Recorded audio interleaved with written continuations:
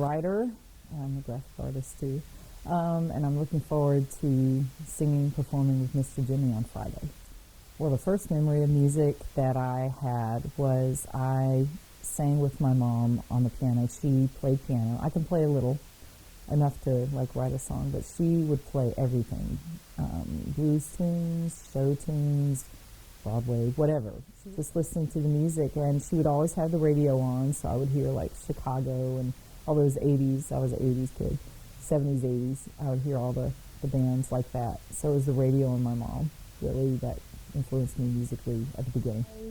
I would listen to different genres, but I lived in a neighborhood that was multicultural, black, white, Latino, whatever, and I also went to school with a variety of nationalities.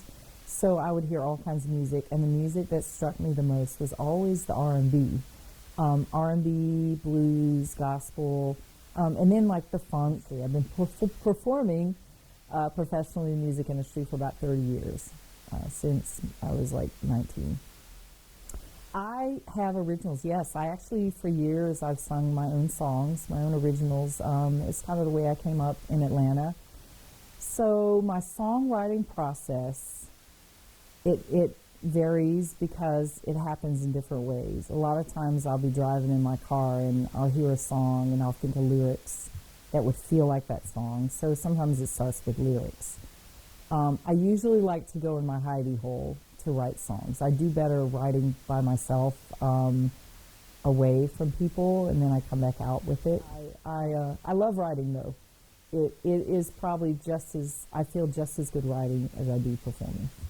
Right now I'm writing an album about my ex and my life, and I'm a very snarky person, so it's kind of a snarky album, but I write sort of like a play a lot.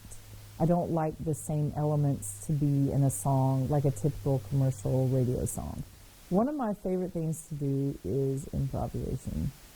Improvisation and singing.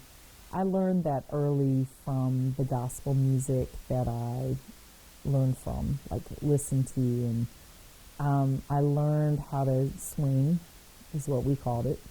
You could either swing in front of a line or in back of a line. You know, there are different ways. And I learned to scat when I was younger, and I didn't realize that's what I was doing. So I like scatting even in like the pop R&B kind of stuff.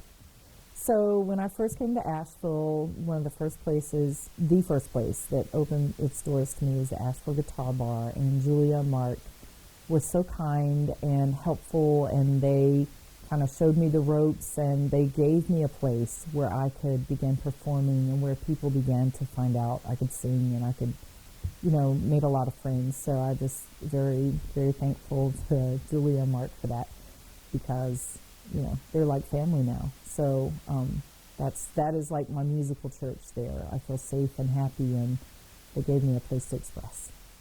I would define the blues for me as, I feel like it is one of the really expressive genres that shows a bunch of sadness.